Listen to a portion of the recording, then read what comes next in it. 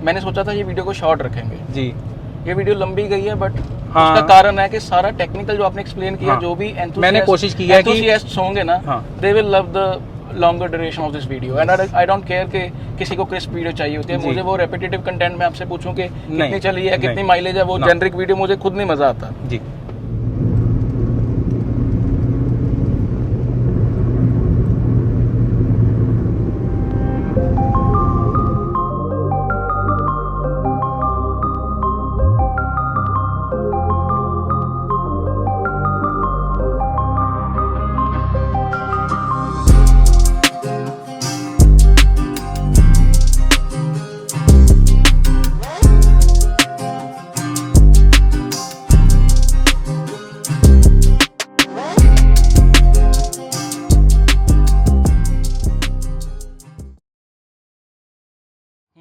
आप ये देख पा रहे होंगे, ये एयर बैग की कैविटी है, बनी हुई है, ठीक है। जी। तो इसके बीच में बहुत 1.2 माइक्रोन का गैप है इसमें। होता है, correct। जब हम बार बार इसमें पॉलिश लगाते हैं, कुछ कराते हैं, वो इसको सील कर देती है, जम जाती है। फिल हो जाएगा वो। हाँ। भगवान ना करे, खुदा ना खास्ता, अगर मेरा किसी का भी अगर इम्पैक्ट होता है, एयर बैग अगर ट्रिगर हुआ, हाँ हाँ, तो इसकी सीलिंग होने की वजह से शायद वो एयर बैग बाहर ना निकले। अच्छा। के बाद फिर दोबारा से है, तो अगर मैं 2.57 ऐड करूँ तो ये गाड़ी ऑलमोस्ट 3.5 लाख किलोमीटर चल चुका ऑन कंपनी रिकॉर्ड है।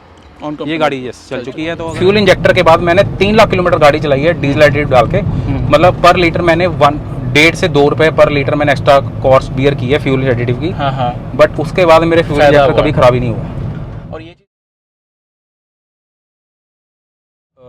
एक ये है कि फ्यूल एडिटिव डालते रहो इसमें, और अगर आपकी गाड़ी ज़्यादा शॉर्ट ट्रिप में चलती है, जैसे अगर सिटी यूज़र जो हैं डीजल के, जिसमें रैव कम रहता है, जिसमें रैव कम रहता है, तो आपको कुछ करने की ज़रूरत नहीं है। आप इसको छोटे गियर पर, जैसे दूसरे तीसरे गियर पर, जैसे आप 3000 टू 3500 आरपीएम होल्ड करके रखिए इसको 5 से 6 मिनट के लिए। तो जैसे आप अगर आपकी स्पीड 40 टू 50 भी है, तो आप इसको छोटे गियर पर ज़्यादा होल्ड करके रखिए। उससे क्या होता रहेगा, गाड़ी सेल्फ डीकार्ब होती रहेगी जी। तो एक आप एडिटिव अगर आप एडिटिव डाल रहे हैं तो आपको कुछ करने की ज़रूरत नहीं है। तो मैं आपके व्यूवर्स को ये कहना चाहूँगा, जिनके पास भी फोक्सवैगन की डीजल गाड़ी है, मैं एक सबसे बड़ी स्टेटमेंट देता हूँ।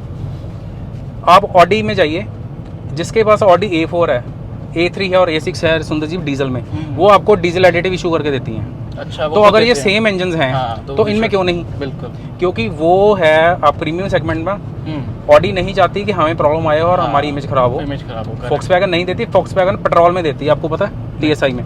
TSI में पेट्रोल एडिटिव जो इनका है 1200 का, वो इशू करके देती है इंजेक्शन क्लीनिंग और इंजेक्टर क्लीनिंग और ऑक्टेन को बूस्ट करने के लिए। अच्छा, 1.0 TSI में भी 1.2 TSI 1.2 TSI जो अगर आपके हैं, आप उसमें चेक करिए। आप जब आप सर्विस कराने जाते हैं तो एक बॉटल वो फ्यूल टैंक में डाल देते हैं, दूसरी आपको इशू करके देते हैं। और ऑडी A4 A6 जो कि 2.0 TDI इंजन है उनका, ऑडी भी इशू करके देती है। फोक्सवैगन नहीं करके देती, उसके पीछे भी रीजंस हैं, मैं वो कह नहीं सकता।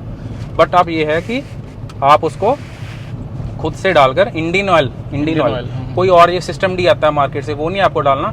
इंडियन ऑयल एडॉन डी जो है, that is Total France. Total जो लुब्रिकेंट्स हैं उनका प्रोडक्ट है टोटल हॉट शॉट सीक्रेट्स के नाम से। अगर आप सर्च करेंगे तो वो as it is Indian Oil को दे रहे हैं। सो आप 1 ml पर 1 लीटर डीजल के हिसाब से डालिए। 150 की बोतल है, so that is good enough for 100 litre. Indian Oil के पेट्रोल पंप से, VW से नहीं, VW नहीं आपको देगा।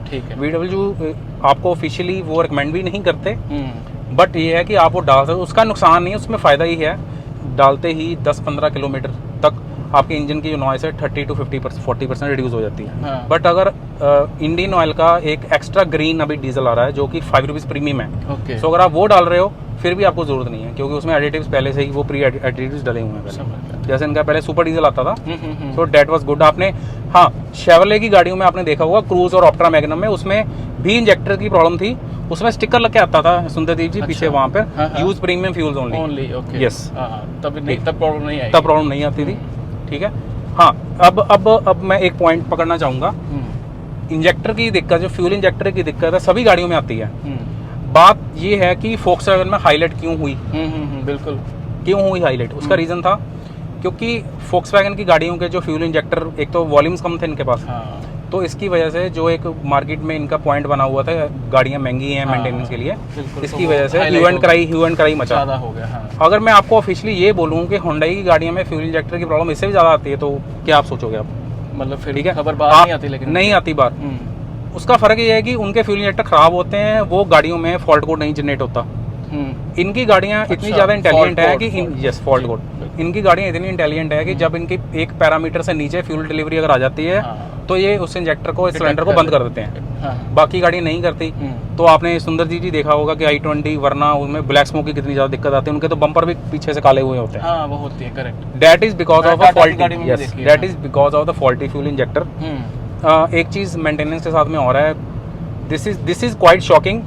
मुझे नहीं लगता कि ये आपको किसी भी सोर्सेज से, यूट्यूब से, गूगल से, कहीं से मिलेगा, बट मैं आपको ये ऑथेंटिक और फैक्चुअल बात बता रहा हूँ।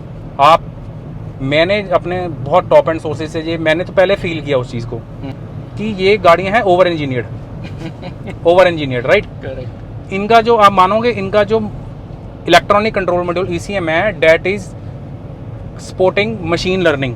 Can you imagine? और आर्टिफिशियल इंटेलिजेंस। इन्होंने जब TDI डेवलप किया था 2004 में, तभी से इन्होंने मशीन लर्निंग और आर्टिफिशियल इंटेलिजेंस में डाल दिया था। अब आप पूछेंगे कि ये क्या है, ठीक है। बाकी मैं कहता हूँ आप जर्मन गाड़ियों को छोड़ के, VAG ग्रुप गाड़ियों को छोड़ के, मर्सिडीज को, BMW को छोड़ के, आप कोई भी गाड़ी उठा लो जापानीज, कोरियन, उसमें जो वैल्यूज हैं वो डेट इज स्टैटिक, वो एक स्टैटिक एल्गोरिथम पे काम करती हैं। मतलब कि उसमें ये है कि अच्छा इतने RPM पे इतनी फ्यूल डिलीवरी होनी चाहिए। इन गाड़ियों में स्टैटिक नाम की कोई चीज़ ही नहीं है। ओके, आप कह रहे हो कि ये वो मशीन आर्टिफिशियल इंटेलिजेंस है, वो अपने हिसाब से, यूजर के हिसाब से। ये नहीं, आप जो आपके व्यूवर्स हैं अगर सुन पा रहे होंगे, आपने कई बार ये चीज़ नोट की है कि गाड़ी का हर रोज का, हर 5 दिन कैरेक्टर ही डिफरेंट होता है। कभी ऐसा लग रहा होता है गाड़ी भाग रही है ज़्यादा, कई बार ऐसा लगता है कि गाड़ी दब रही है। फिर आप भगाना शुरू करते हो तो गाड़ी वैसे ही ट्यून हो जाती है। ये मुझे TSI इसका बता रहे थे, मतलब DSG का ऐसा बताते हैं कि यूजर के हिसाब से अपने आप को एडजस्ट करती है। इनके तो जो आर्टिफिशियल इंटेलिजेंस वही चीज है। इनके जो इंजन्स भी हैं TDI और TSI इंजन्स, MPI का नहीं। MPI में वो एक स्टैटिक एल्गोरिथम पे काम करता है, बजट है। यस। तो इसमें जो ECM है बॉश का, तो वो क्या करता है, फ्लोटिंग कोड्स में काम करता है एल्गोरिथम में। मतलब अगर मैं ये बताऊं, वो ड्राइविंग के आपके पैटर्न, आपका एक्सीलेटर का इनपुट कैसा है, फ्लेक्सिबल आप भगाना चाहते हो, वो क्या करते हैं, गाड़ी उस हिसाब से अडेप्ट कर लेती है अपने आप को। तो थोड़े से इनपुट पे गाड़ी भागेगी, गाड़ी भागेगी। जब आप आराम से सेडेटिव तरीके से चलाना शुरू करोगे तो वो गाड़ी उस हिसाब से अपनी फ्यूल की क्वांटिटी कम कर देगी। मतलब कहने का मतलब है fuel pressure, turbo boost pressure और हाइड्रोलिक्स का प्रेशर, ये गाड़ी तीनों, इसका फिक्स कुछ भी नहीं है। ये गाड़ी अपने आप ही चेंज करती है बेस्ड ऑन द यूजर। तो आप हर 5वें दिन आपको गाड़ी का करेक्टर, मेरे को भी कई बार हैरान करती है कि ये गाड़ी आज ज्यादा, और हर वेंटो, हर पोलो के आपको ड्राइव डिफरेंट मिलेगी। आपको लगेगा कोई ज्यादा भाग रही है, वो कम भाग रही है। तो दिस इज नॉट बिकॉज कि उसने मेंटेन ऐसे करके रखी है, दिस इज बिकॉज फ्लेक्सिबल इसका है, ये मशीन लर्निंग पे काम करती है। तो ये आप उस हिसाब से यूजर के हिसाब से अपने आप एडजस्ट करती हैं। मैं ऑन ये यूट्यूब के आपके प्लेटफॉर्म में कहना चाहता हूँ, मैं चैलेंज वर्ड नहीं यूज करूंगा। मैं कहता हूँ ये बात दूसरा मैन्युफैक्चरर तो सोच भी नहीं सकता, ठीक है। तो बनाना तो दूर की बात है, वो अगर ये चीज बना भी लेंगे तो ये 10 साल आगे और निकल जाएंगे। आपको जैसे आपने ये जो रिसर्च की है जी, अभी वाले जो इनके आ रहे हैं 1.0 1.5 TSI जी, उसमें भी है कुछ ऐसा? हाँ, जो इनका फ्यूल प्रेशर और कॉमन रेल टेक्नोलॉजी है इनकी, कॉमन रेल टेक्नोलॉजी इनको बॉश ने दी है। अच्छा, इनका सोर्स बॉश का है। तो वो जो है वो सारे जो उनका ECM भी है वो फ्लोटिंग वैल्यूज पे काम करता है, मशीन लर्निंग पे काम करता है। और ये आपके ड्राइविंग पैटर्न, इंजन का लोड, RPM उस हिसाब से ये वेरी करता है। इसका कुछ भी फिक्स नहीं है। तो ये बाकी मैन्युफैक्चरर तो सोच ही नहीं सकते। दूसरी बात, अब मेरी गाड़ी चली है 12 साल में 3.5 लाख किलोमीटर जी। ऐसा क्यों? हम यूट्यूब पर और इधर उधर बात करते हैं कि गाड़ी की बिल्ड क्वालिटी अच्छी है, वो तो हमें पता है कि कौन कौन सा हाई स्टील यूज़ किया हुआ है। बट इसके कुछ ऐसी 4-5 चीज़ें टेक्निकल हैं, तो अगर मैं आपको बता दूंगा, अगर आप सर्च करोगे, किसी मैकेनिक से भी पूछोगे, तो उसके पास या तो जवाब नहीं होगा, या आपको काउंटर नहीं कर पाएगा, या फिर एक्सेप्ट कर लेगा कि हाँ ये बात सही है। अब आप पूछिए क्या इंजन इनके क्यों ज़्यादा लास्ट करते हैं, क्यों गाड़ियाँ महंगी है? अब जो मैन्युफैक्चरर उसमें कुछ मटेरियल लगा रहा है तो उसके पीछे वो कॉस्ट भी तो लेगा ना। इसका जो टर्बो चार्जर है वो बॉर्ग वार्नर का है, बॉर्ग वार्नर, BORGWARNER। आप अभी यूट्यूब देखते देखते आप सर्च करिए, कोई मैन्युफैक्चरर नहीं लगा के देता। जो फार्मूला 1 और स्पोर्ट्स गाड़ियों में उसमें ये टर्बो चार्जर लगता है, जो कि VW आपको इस सेगमेंट में देती है। मारुति में लगता है TEL turbo charger, Tel company. वो कोई टर्बो इलेक्ट्रॉनिक्स लिमिटेड के नाम से इंडियन फर्म है, वो मास हाँ। सस्ता, मतलब कि जितने कितनी कोर है उसका टर्बो चार्जर है। होंडा गैरेट लगा के देती है, ठीक है। बॉग वार्नर का आपको टर्बो नहीं देगा कोई भी नहीं। अब उसका मतलब क्या है, मेरी ये 3.5 लाख किलोमीटर गाड़ी चली है, मेंटेन मैंने की फुली सिंथेटिक ऑयल से, कंपनी से करवाया। आज भी इसका टर्बो इंटैक्ट है, उसका बूस्ट प्रेशर की जो पैरामीटर्स हैं ऑल स्टॉक, जो 12 साल पहले था जब मैं गाड़ी नहीं लेके आया था, आज भी वो सेम है।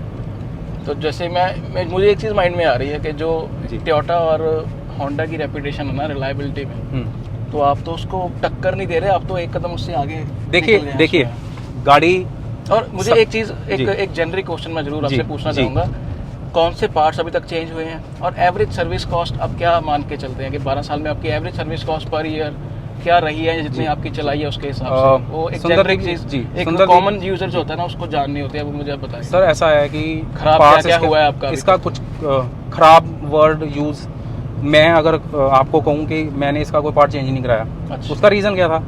इसका रीज़न ये था कि मैंने पहली बात तो कंपनी से जो फोक्सवैगन की वर्कशॉप है वहाँ से सर्विस कराई। अब इसमें बहुत बड़ा कैच है, ये गाड़ियाँ कभी बुरी नहीं थी, ये ख़राब हुई हैं कुछ ये कस्टमर्स की वजह से, कस्टमर्स ने ख़राब की। अब कैसे? सर्विस कॉस्ट ज़्यादा है, लोग बाहर जाते हैं। ये गाड़ी 3.5 लाख चली है, आप मुझे कहोगे 3 दिन में ख़राब कर दे गाड़ी, मैं 3 दिन में ख़राब कर दूँगा, ठीक है। कुछ नहीं करना, जो 540 फुली सिंथेटिक ऑयल डलता है VW 50500 स्पेसिफाइड, उससे के अलावा अगर इसमें कुछ और डला तो ये गाड़ी 1 हफ्ते में ख़त्म है। सबसे पहला कैच जो ये है कि ये गाड़ी, क्योंकि इनके पैरामीटर्स, इनका रनिंग टेम्परेचर, इनका कोर टेम्परेचर, टर्बो के आरपीएम जो है मानेंगे 3 लाख आरपीएम तक है इसके, किसी का 3 लाख आरपीएम पे है। और टर्बो का टेम्परेचर है 1000 डिग्री, 900 to 1000 डिग्री। तो अगर आप उसमें 2-250 वाला इंजन डालोगे, अगर आप 10W40 15W40 डालोगे तो वो तो खत्म हो जाएगा, वो तो विस्कोसिटी छोड़ देगा अपनी, ठीक है। पहली बात है, अगर आपने बाहर से करवाया इसको काम तो वो तो पहले ही खत्म है।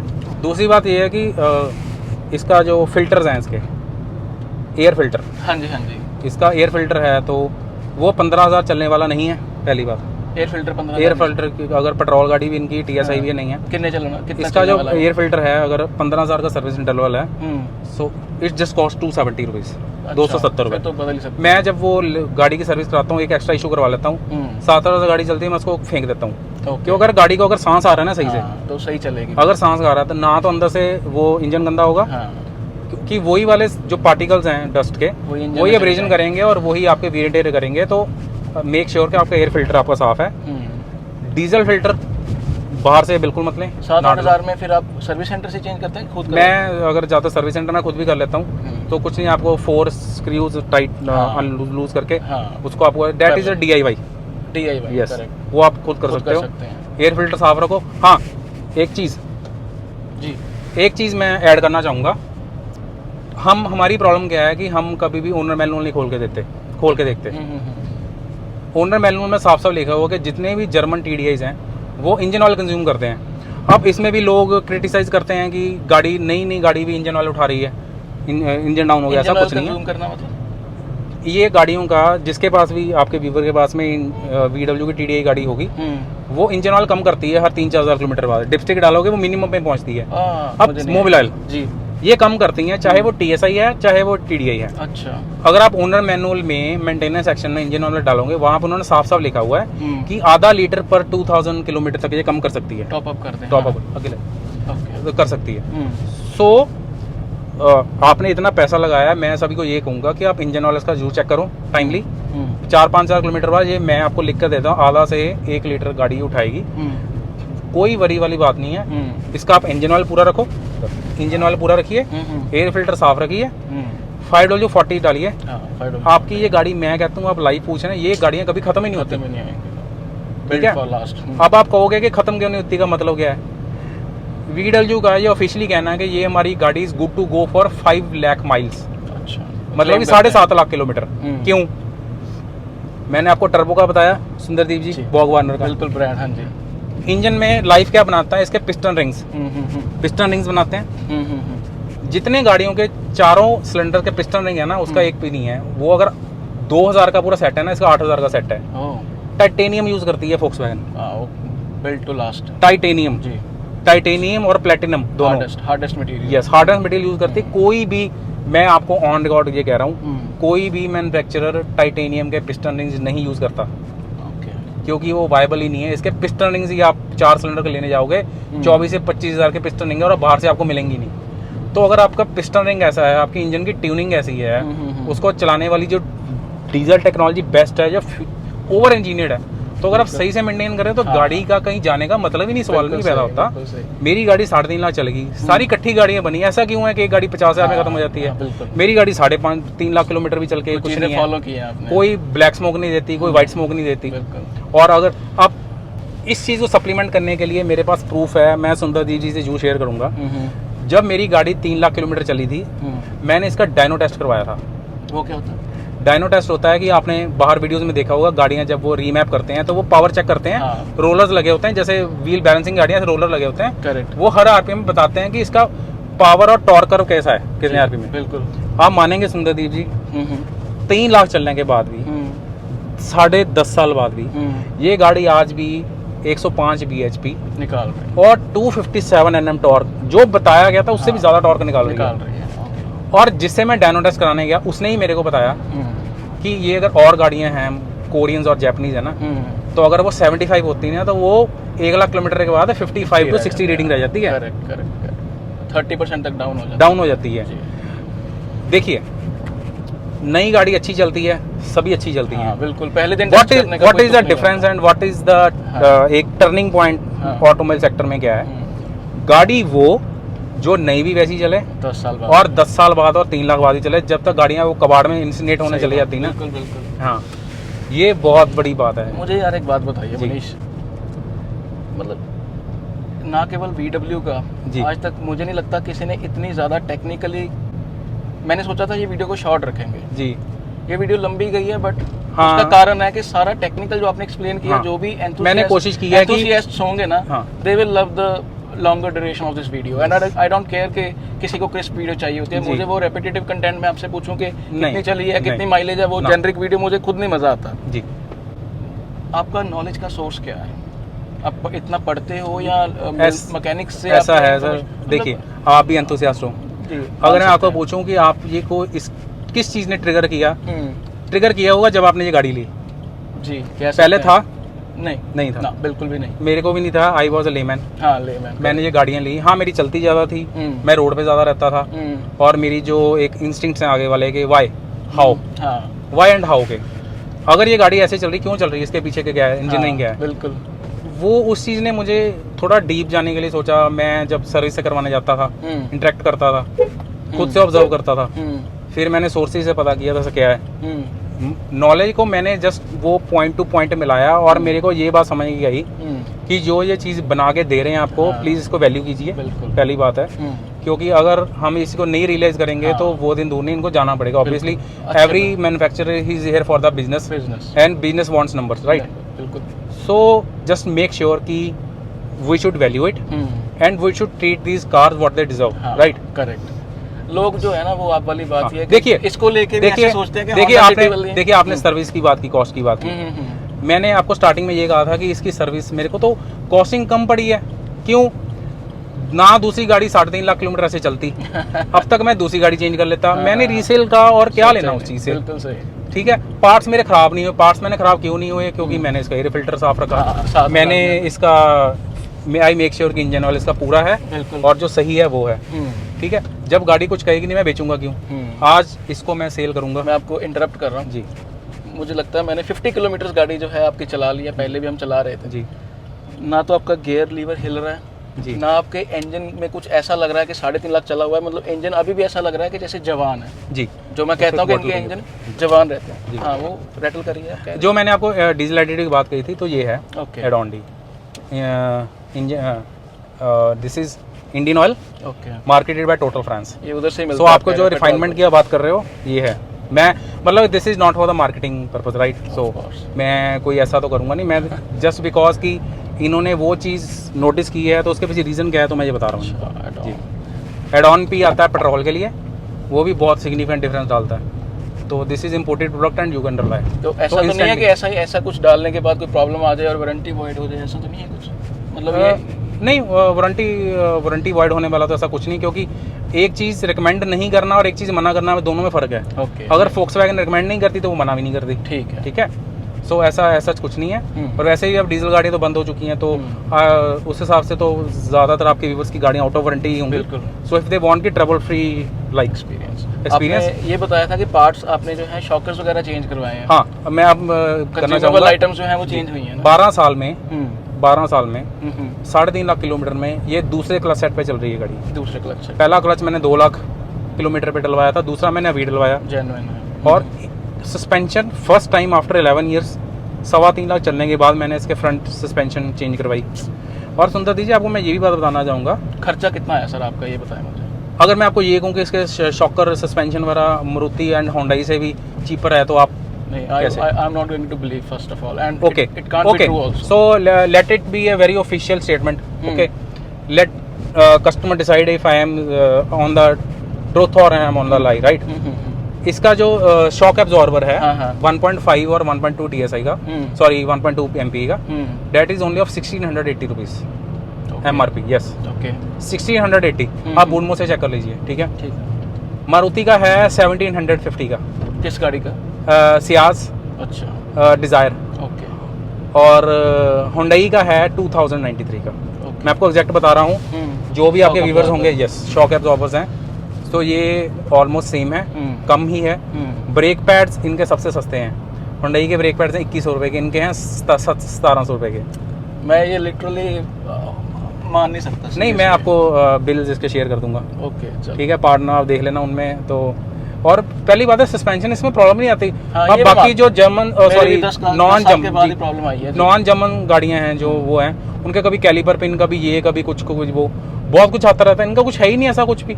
मैंने एक लिंक रॉड चेंज कराई, सस्पेंशन का पहली बार काम कराया। ठीक है, वो माउंट्स वगैरह वो आफ्टर 5 to 6 ईयर वो चेंज होते हैं। वो तो अब 400-500 का है, तो इतना कोई बड़ी बात नहीं है। सो इसका जो डेड एक्सल बिल्ड क्वालिटी, हमने बार से तो बात कर ली कि बिल्ड क्वालिटी बहुत अच्छी है।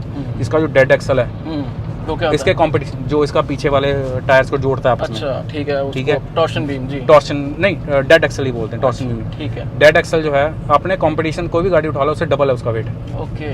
हाँ, तो जिसकी वजह से ये गाड़ियाँ जब क्रम्पल भी होती है तो बहुत कम चांस होता है कि डेड एक्सल इसका बेंड नहीं होता है। जी जी। और जो वीडियो को क्रिटिसाइज किया जाता है कि सेंटर में ये ट्रांसमिशन टनल है, ये हम्प है, आपको पता है ये एक तरह से सेफ्टी फीचर है। बताता रहता हूँ मैं इस चीज, है ना जी, कि एक पेपर को, एक सीधे फ्लैट पेपर को बेंड करना और उसमें आप थोड़ा सा उसको बेंड करके उस बेंड वो आप नहीं कर पाएंगे ना, वो तो चलो बीच वाली बात है। तो बाकी ये है कि बहुत सारी ऐसी चीज़ें, वीडियो तो कभी ख़त्म ही नहीं होगा अगर मैं बताना शुरू कर दिया। बस मैं ये सभी से आप कहूँगा कि नहीं, मुझे एक ये चीज़ भी आप बताएं जो अभी के यूज़र्स हैं, क्योंकि अभी इनके सिर्फ 1.0 और 1.5 आ रहे हैं जी, उनके लिए आप कुछ बताएं कि ऐसे मेंटेन अगर करनी हो तो क्या उसके टिप्स हैं, वो जरूरी चीज़। मैं सिर्फ VW की बात नहीं कर रहा, जो भी आपका ऑटो एंथुसियास्ट है, जो भी वीडियो को देख रहा है, जो गाड़ी लेने की सोच रहा है, मैं आपको ये कहूँगा कि मत देखिए ये चीज़ कि ये गाड़ी 10,000 में सर्विस होती है, 12,000 में होती है, वो 6,000 में होती है। क्योंकि जब आप इस गाड़ी को 10 साल चलाएंगे और जैसे मैं आपको बता रहा हूँ ये दो चीज़ें, उस हिसाब से आप चलेंगे तो 10 ये पाएंगे कि एक तो गाड़ी आपकी रिटेन होगी, वो आपकी कॉस्ट बच गई। अगर मेरे पास और गाड़ी होती, मैं तो 10 लाख ऊपर डाल के मैं तो और गाड़ी ले लेता। तो मैं तो कॉस्ट एडवांटेज पे पहले बैठा हुआ हूँ। दूसरी बात ये है कि कहते हैं कि जो लाइफ की रिटेन करने की लाइन होती है ना, वो बहुत थिन होती है।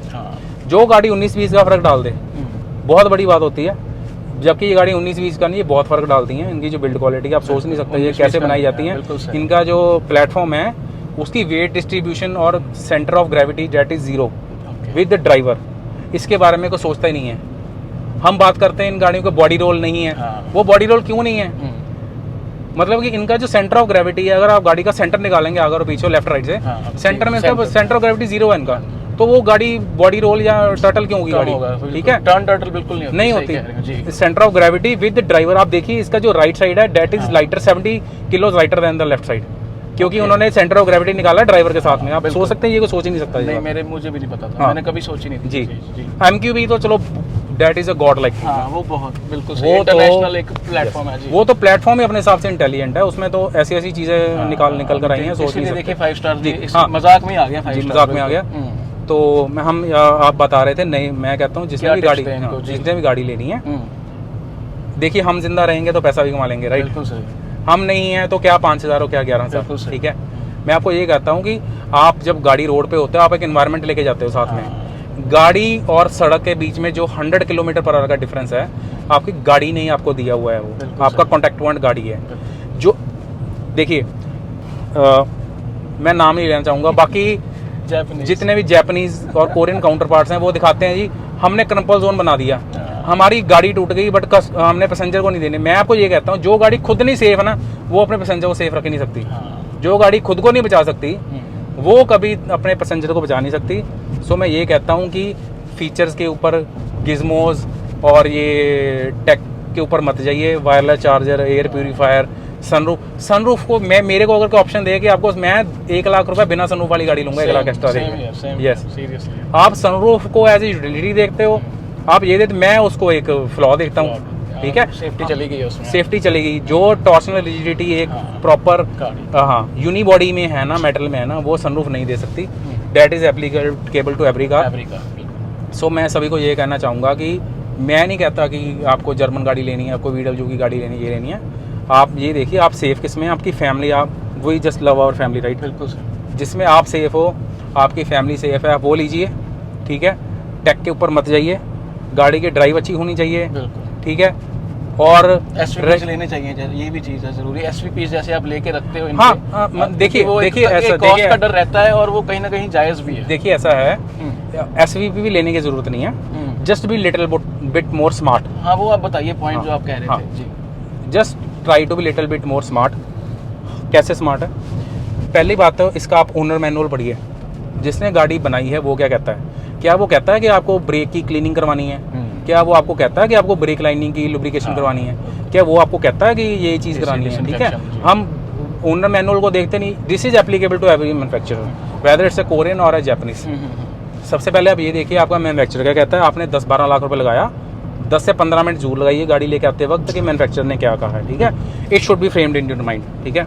आप उस हिसाब से चलिए। आप सर्विस सेंटर जाते हैं, just tell them, just change what the company has recommended, engine oil and 4 filters, except that just pay the service labor, periodic maintenance schedule, ठीक है। आप कह रहे हो कि मैनुअल में सारी इन्फॉर्मेशन वो दी रहती है कि सब कुछ सब कुछ। आपने वर्ड बोला था, हाँ क्या था वो?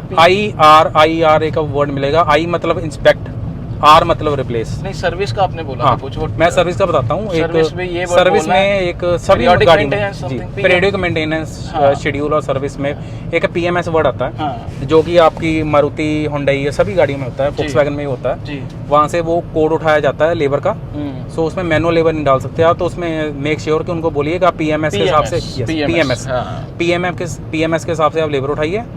इंजन ऑयल जितना डलता है वो उठाइए, और जो 4 फिल्टर्स हैं वो उठाइए आप। सो उसके बाद उसके आपको एक्स्ट्रा कुछ भी देखिए। इस गाड़ियों में मैंने आज तक अभी ब्रेक की लुब्रिकेशन नहीं करवाई, मैंने जॉइंट्स की लुब्रिकेशन नहीं कराई, मैंने ब्रेक्स वगैरह की वो अब पैड्स बदलवाए हैं बस, बाकी कोई देखिए मैंने obviously these are all wear and tear parts. Brakes तो जाएंगी ही, ठीक है।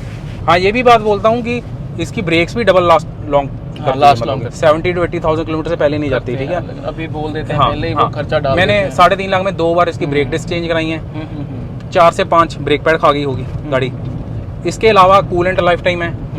गियर ऑयल मैं कंपनी वालों को, कूलेंट लाइफ टाइम है, ये क्या गियर बॉक्स का गियर ऑयल मैं कंपनी वालों को कह चुका हूँ कि यार आप चेंज कर दो। वो कहते जरूरत नहीं है। उसके पीछे भी बहुत बड़ा कैच है। सभी जापानीज में ये चेंज करना पड़ता है क्योंकि उसका जो सिंक्रोनाइजर रिंग है VW का, डेट इज सेल्फ प्राइमिंग, और वो भी टाइटेनियम का है। वो लॉन्ग लास्टिंग हो गया, फिर वो कभी खराब ही नहीं होगा जी। सेल्फ प्राइमिंग होता है जो खुद को अपने आप ही लुब्रिकेट करता है, ठीक है। तो इसलिए तो इसका गियर ऑयल का वो मसला नहीं है, गियर ऑयल का मसला नहीं है। कूलेंट इसका लाइफ टाइम मतलब कि वो है, वो आपको चेंज करने की जरूरत नहीं है। एक वीडियो भी जी जी बस देखिए इन शॉर्ट में आपको ये कहूँगा, इंजन ऑयल पूरा रखिए, make sure it's 5W40 VW50500 specified. ये कैस्ट्रॉल का जैसे डालते हैं तो किसी और ब्रांड का भी आता है ये शेल वगैरह का? देखिए ऐसा है, VW50 आपको एक वर्ड देखना है स्पेसिफिकेशन में, आपको 5W40 नहीं देखना, 5W30 नहीं देखना। TSI में 0W20 नहीं देखना। आपने देखना है कि VW के स्टैंडर्ड के हिसाब से वो VW50500 50501 के हिसाब से स्पेसिफाइड है। 540 में आपको नॉन स्पेसिफाइड मिल जाएंगे, उनका मॉलिक्यूल वीक रहता है, वो आपके इंजन को उस हिसाब से नहीं कर पाएगा। सो आपको you have to make sure कि आप स्पेसिफाइड इंजन वाला लीजिए 5W40, कैस्ट्रॉल हो, मोबिल हो, शेल हो, दैट डजंट मेक डिफरेंस। मैं मोटुल का डालता हूँ, मोटुल का, उसके ऊपर तो कुछ है नहीं। सो आप उस पर भी सर्च करिए, बहुत अच्छा ब्रांड है। हाँ, मैं मोटुल ही यूज़ करता हूँ, क्योंकि मोटुल का जो फ्लैश पॉइंट है और उसका वो इससे भी कैस्ट्रॉल से भी वो इंडस्ट्री लीडिंग है वो। तो उसके साथ तो ये जो गाड़ी मेरी ऐसी रिफाइंड है, that is only because of that engine oil. ठीक है, तो चलो हम उस चीज़ के ऊपर नहीं जाएंगे। करवाने जाते हो तो मोटुल का साथ लेके जाते हैं? हाँ, मैं साथ ले जाता हूँ। मैं इंजन ऑयल खुद का डालता हूँ, क्योंकि मेरी गाड़ी ना वारंटी में है ना कुछ है। I just paid them for filters. ठीक है, रिमार्क उनको डालना है वो डालें, और मैं अपना इंजन ऑयल साथ में डालता हूँ, क्योंकि मोटुल से ऊपर कुछ है नहीं। तो अभी आपने अगर इसको थोड़ा सा लेटेस्ट गाड़ियों का वर्डिक्ट देना हो तो क्या देंगे? जो देखिए आपको नई गाड़ियां जो हैं इसके कंपैरिजन में आपको लगता है कि 3.5 लाख वो भी चल सकती हैं, ऐसे रह सकती हैं? नहीं, बिल्कुल चल सकती है। देखिए जो गाड़ी का डीएनए है वो तो कभी भी गाड़ी नहीं चेंज करेगी। हाँ, लोकलाइजेशन की वजह से थोड़ी बहुत जो टच पॉइंट्स हैं गाड़ी के, उनमें मैं कॉम्प्रोमाइज़ नहीं करूँगा, but that is a limitation की इंडियन मार्केट में वो चीज़ नहीं बन सकती। सो जब ये गाड़ियाँ इंपोर्ट होती थी, CBU में जो गाड़ियाँ आती हैं ना, उनमें तो वो चीज़ है, बट जो लोकलाइजेशन जो VW की 2.0 स्ट्रेटजी है, लोकलाइजेशन के हिसाब से that we can't say it's a cost cutting, but we can say कि this is the quality potential that Indian market is. Taigun और वर्टस दोनों देखी हैं वैसे? हाँ, मैंने दोनों जी, मैंने जलंधर में मैं टेस्ट ड्राइव लेने गया था टाइगून की। शुरू वाला लॉट मेरे को थोड़ा सा कॉम्प्रोमाइजिंग लगा, बट बेस्ड ऑन द जो सेकंड लॉट आया इनका, थर्ड लॉट आया और 2022 में लॉट आया, based on the customer feedback उन्होंने रूफ रेल और बाकी चीज़ों में काम किया। हाँ, बट मैं आपको ये बोलूँगा, प्लेटफॉर्म यू कैन, बिना मजाक में तो वो गाड़ी पेडेस्ट्रियन एडल्ट और चाइल्ड में तो निकाल के नहीं लेके 5 स्टार। नहीं, वो तो देखिए उन्होंने, और कोई ऐसा भी नहीं है कि उनकी कोई यूएसपी अकेली सेफ्टी नहीं है। देखिए यूएसपी उनकी ड्राइविंग डायनामिक्स ही रहे, वो रहे हैं, अभी भी हैं, वो अभी भी हैं। ठीक है, मैं ये कहता हूँ आपको कि हाँ, अगर क्वालिटी में आपको कॉम्पायर लग रहा है तो आप बाकी से तो फिर भी बेटर होगा। एब्सोल्युटली, बाकी से फिर भी बेटर होगा, माइल्स बेटर है।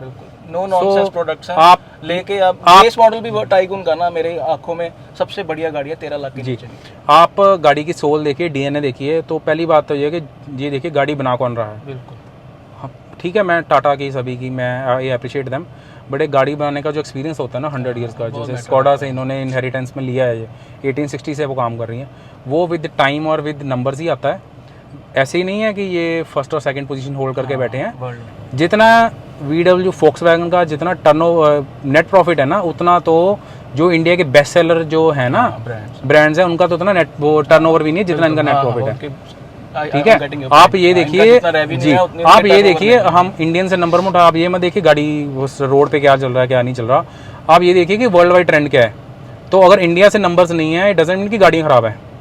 ठीक है, तो आप ये देखिए कि अगर वो पहली पोजीशन मेंटेन कर रखी हुई है, नहीं उसके देखिए, लेकिन कारण भी है ना फिर मनीष जी। एक तो इनका पोर्टफोलियो बहुत, मैं डल बोलूंगा जी, सीधा प्रोडक्ट आपका 12 लाख से ऊपर शुरू हो रहा है, आपके पास 12 लाख से नीचे वाला कोई अभी क्या? सुंदर जी उसमें भी बहुत बड़ा रीजन है एक इनकी सर, ऐसा ना, हमें मुझे पता चला है कि 2 लाख तक ही गाड़ियां स्कोडा और VW मिलकर बना सकते हैं पूरे 1 साल में जी। तो इतनी गाड़ियां तो देखिए, मारुति 1.5 लाख गाड़ी 1 महीने में बेचता है। सर ऐसा है कि जब कस्टमर के पास अगर किसी ने अर्टिगा लेनी है जी, या किसी ने अगर सिलेरियो लेनी है, किसी ने अगर स्विफ्ट लेनी है जी, तो वो इनके तरफ क्यों आएगा बताइए? सर ऐसा है कि इसके पीछे भी हमें इससे रीजंस ढूंढना पड़ेगा कि पोर्टफोलियो डिफरेंट क्यों है इनका, सॉरी लिमिटेड क्यों है और छोटा क्यों है, और क्यों उन्होंने अपनी कैपेसिटी को श्रिंक किया था। जब ये आए थे 2010 में, ये बहुत बेल्स एंड विसल्स के साथ में आए थे। इनको जो मैं फिर से कह रहा हूँ, जिस हिसाब से गाड़ियाँ हैं जो ये डिजर्व कर, उस हिसाब से रिस्पॉन्स नहीं मिला।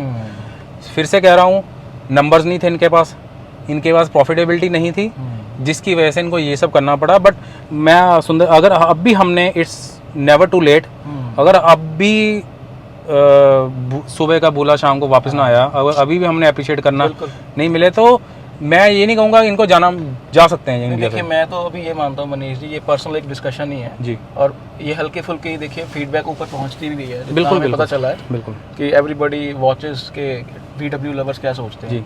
तो मैं ये अभी मानता हूँ कि एक पैरेलल अगर असेंबली लाइन हो जिसमें वॉक्सवैगन अप जी और वॉक्सवैगन पोलो जी, जिसको थोड़ा सा रिसर्च करके जो 50-60 mm ऊपर है वो अगर कम हो जाए, एक पैरेलल असेंबली लाइन पे जी, ये दोनों गाड़ियां टाइगून और वर्टस से भी ज्यादा बिकेंगी बजट के कारण। नहीं, हाँ, और इससे ब्रांड की वैल्यू डाइल्यूट नहीं होगी, because eventually you are a passenger brand. But अगर कोई i10 ग्रैंड की जगह, टियागो की जगह कोई अप लेगा तो एक कस्टमर की आंखों में होगा कि यार ये अच्छी गाड़ी चला रहा है, बट उससे VW की कोई ब्रांड वैल्यू कम नहीं होगी। नहीं, ब्रांड वैल्यू, क्योंकि अभी आप कोई ऐसे कोई पसाट और टिगुआन ऐसी गाड़ियां, टॉरक जैसी गाड़ियां आप बेच भी नहीं रहे। तो जो जिस सेगमेंट में आप कम्पीट कर रहे हो उसमें बेटर होगा कि अगर आप 6000 की जगह पे 12-13 नंबर आप निकालने की क्षमता रखते हो ऑटोमेटिक, अगर आप 10 लाख से नीचे कोई देते हो अप में, अगर आप टॉर्क कन्वर्टर दे दें तो उससे टाइगून वाला कस्टमर अप नहीं लेने वाला वॉक्सवैगन अप।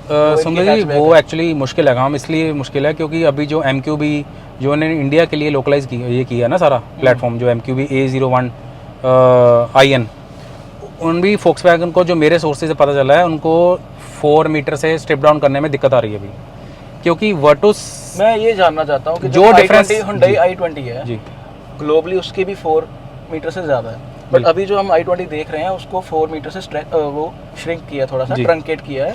तो इनको करना पड़ेगा, नहीं इनको करना पड़ेगा, करेंगे सब करेंगे। उनके लिए इतना इजी कैसे और हमारे लिए इतना मुश्किल क्यों हो? हाँ, उसके पीछे भी सर बहुत ज़्यादा रीज़न है। मैंने जो आपको स्टार्टिंग में कहा था कि जो इनके कोर कंपोनेंट्स हैं वो बहुत एक्सपेंसिव है इनके क्वालिटी की वजह से।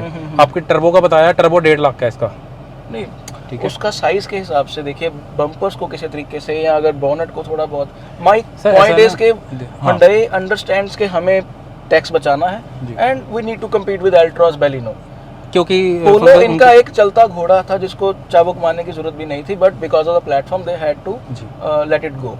बट उसके उस सेगमेंट में जहाँ पे 1700 सेल निकल रही थी, इवन जब गाड़ी बंद भी हो रही है, तो उस कस्टमर को आप क्या दे रहे हैं उस बजट में? कुछ भी नहीं दे रहे। और बेस टाइगून हर कोई 13-14 लाख नहीं खर्च सकता। सर मैं Volkswagen से ज़्यादा इसमें भी मैं बोलना चाहूँगा, मैं साइड नहीं ले रहा सर ब्रांड की, मैं कस्टमर्स को और इंडियन मार्केट को ब्लेम करूँगा इस चीज़ के लिए, क्योंकि सर इसके अगर नंबर्स होते हैं ना, जैसे नहीं VW के ओवरऑल नंबर्स होते हैं, पोलो के तो नंबर्स है थे, पोलो के, बट वो वाइबल नहीं है, इकोनॉमिकली वाइबल नहीं थे इनके पास। हाँ, वो ठीक है, घाटा खा के, ठीक है, घाटा खा के। मैं ये चीज़ और एक आपको ऐड करना चाहूँगा कि आपको भी पता होगा कि जो ये जिस रेट पे गाड़ी बेचते थे, इनको बहुत ज़्यादा 25% एक्स्ट्रा कॉस्ट करती थी, और सर लॉस खाकर तो कोई गाड़ी बेचेगा नहीं, ये पता चला था। और आपको मैं एक चीज़ ये भी बताऊँगा कि अगर 10 लाख की पोलो थी, अगर आप उसके पार्ट्स को इंटीग्रेट करके अगर आप उनकी कॉस्ट निकालोगे तो 24 लाख से ऊपर बनती थी गाड़ी। वो तो चलो, कोई भी गाड़ी आप करोगे तो ऐसे नहीं, इनका तो 50% से भी ज़्यादा रहता है, मतलब बाकियों का